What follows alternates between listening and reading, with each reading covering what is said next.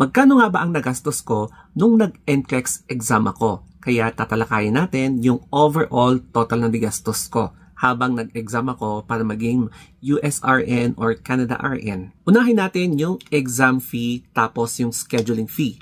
Yung exam fee kasi tumataginting na $350 siya. So, pag i-convert mo sa peso, parang more or less 18K. So, correct me if I'm wrong dyan ha. And then, yung sa scheduling fee is 150. So, overall, parang, ano siya, 12K, if I'm not mistaken. Pero, ang overall niya, $500.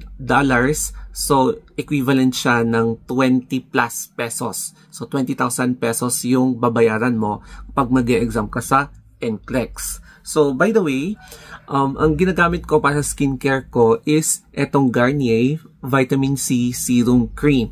Ayan. So, yan yung ginagamit ko para sa aking face, neck, sa likod, at dito sa chest. Pagdating naman sa review, nag-enroll ako sa Simplify NCLEX, which is ang binayaran ko 3,000 plus. And ngayon, nasa 3,300 yung promo price nila. And ang maganda dyan, review until you pass. So, isa siya sa pinakamura na review center na na-enrollan ko and worth it yung price niya. Very sulit and friendly sila sa customer service at chat. Pagdating naman sa QBanks, nag-enroll ako sa UWorld. Halos medyo parehas sila sa Archers, mas mura ng konti doon sa Archers.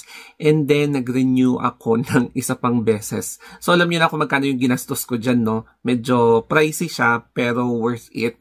And lalong-lalo na to familiarize yourself kung paano mag-exam online on the computer. Pagdating naman sa verification requirements, ipaparequire yung school mo, yung school credentials mo. So, ang babayaran mo lang naman sa school is more or less 400 to 500 pesos. And isa-send mismo yan ng register ng school nyo directly to NCSBN. So, it will take siguro 1 to 2 weeks. Tapos, pinapa-require din yung WES, correct me na lang if I'm wrong, yung West Education Services. Kailangan kasi din ito eh. Ang binayaran ko dyan is $270. So, isa-send mo yung school credentials mo sa WES, and then sa WES, tutulungan na ipapa-eligibilitize yung mga requirement mo sa NCSBN para mag-take ka ng NCLEX. Pagdating naman sa PRC State Board Verification, 75 yung binayaran ko. Ayan yung transaction nung nag-login ako. And then, meron kang babayaran na freight service or freight ba yung tawag doon na less than 1K. So, more or less 1K yung binayaran ko kasi isi-send papunta doon sa NCSBN. So, ang daming verification kineme, di ba? And then, for the miscellaneous na babayaran mo, transport, food, yung pagpaprocess mo, mga ganyan, mga additional pa ng mga documents, siguro sabihin mo ng tumataginting na 5,000 pesos or more or less 5 to 8,000, 5 to 10,000 mga ganyan. So, in addition sa main na mga binayaran mo. So, yan po yung mga nagastos ko. Kaya, eto na yung mga total expenses ko from the scheduling fee, exam fee, tapos yung sa review, sa UWorld, yung mga verification kineme, sa WES, tapos sa school, sa PRC, mga ganyan na verification, plus miscellaneous din na kahit sabihin mo $250. Ang total amount is, ayan, umabot na $1,024. So, tumataginting na 50K.